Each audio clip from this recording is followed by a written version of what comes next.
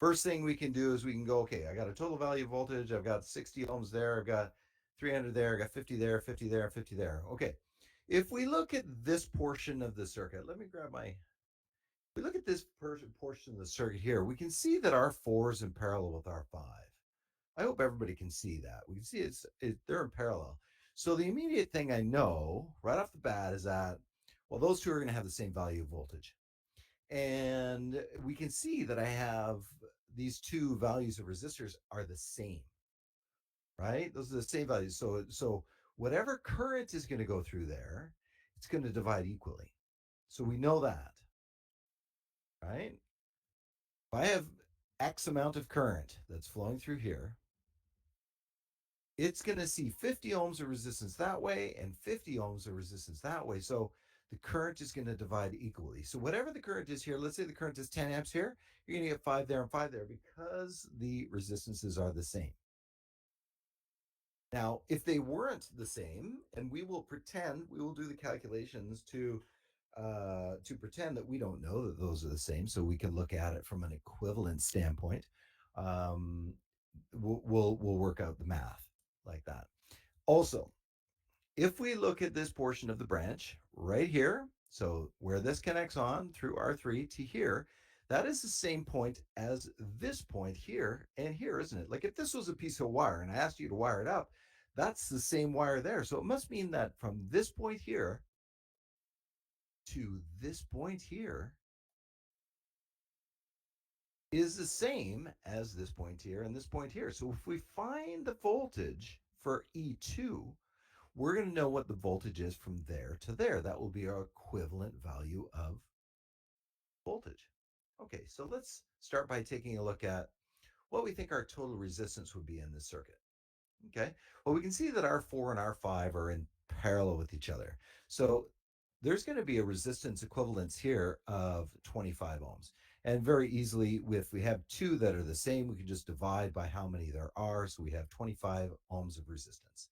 So that could be redrawn as just a one resistor that was an equivalent value of resistance.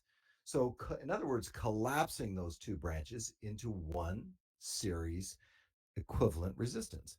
So if we did that, we would say, well, the value of the resistance from there to there must be equal. So that value of the resistance must be equal to R3 plus the resistance equivalent of 4 and 5.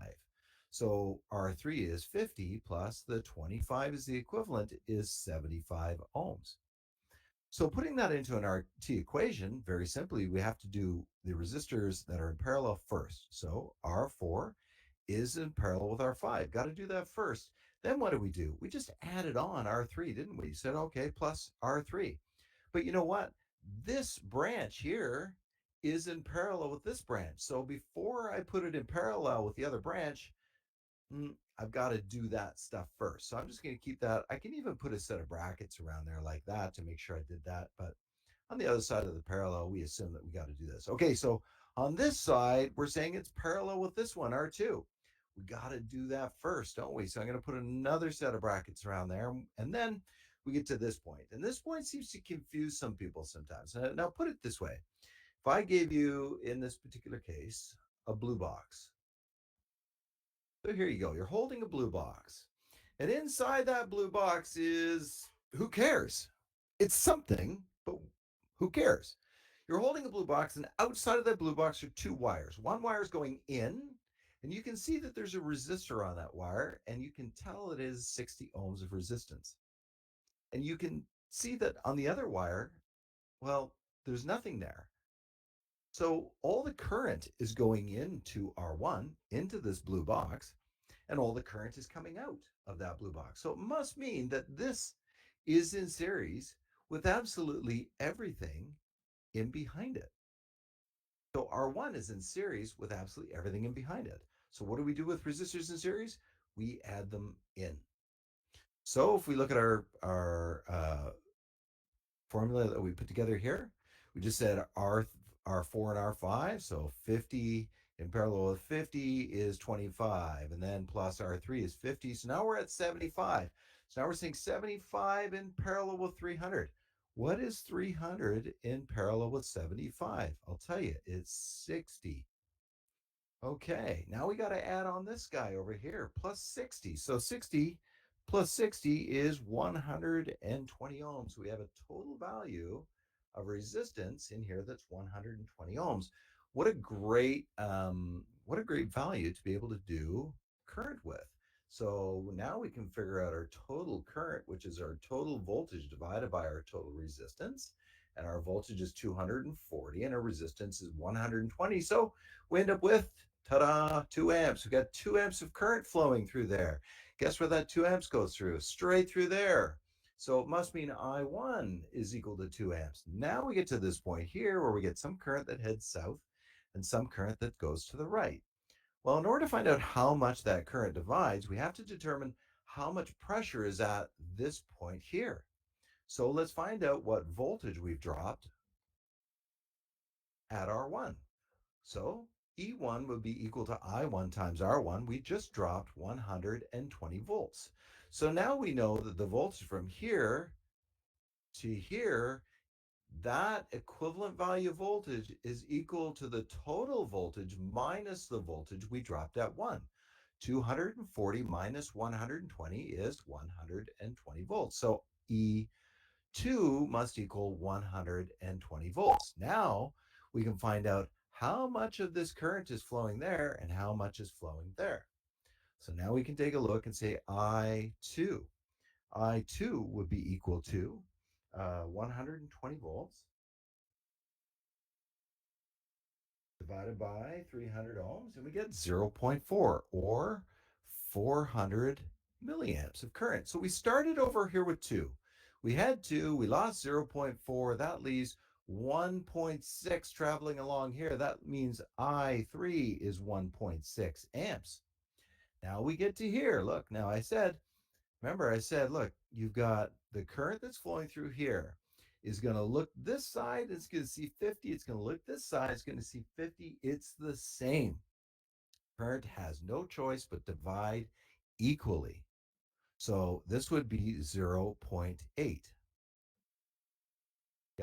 Now let's say it wasn't equal.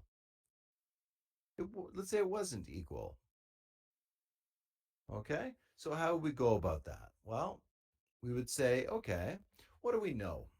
Well, we know that the value of the voltage from here to here, if we were to calculate that value of voltage, it's just going to be this value here, isn't it? It's going to be 120 volts, right? Because that is the same point as that. So what we can do is we can find out what the value of our voltage is here by calculating our voltage at 3 and then subtracting it from the 120. So now I say, well, okay, the voltage at 3 must be equal to 1.6 amps times 50 volts. 50 ohms of resistance. So we get 80 volts. Okay. If we're supposed to have 80 volts here and we're supposed to have 120 here, this must be 40 volts and that must be 40 volts because they're parallel. Now you can go back and use Ohm's law and get your current. So your current would be I would be equal to 40 divided by 50. So what do we get there? 40 divided by 50, we get 0.8, which is what I said before, right? Which is half of the 1.6. So either way you do it. So if they're the same, you can just strictly go, aha, they're going to divide the current equally. If they're not the same, then you got to use the equivalence or Kirchhoff's voltage law. But don't forget about um, Kirchhoff's current law. And don't forget about the voltage divider rule as well. So go over your slides.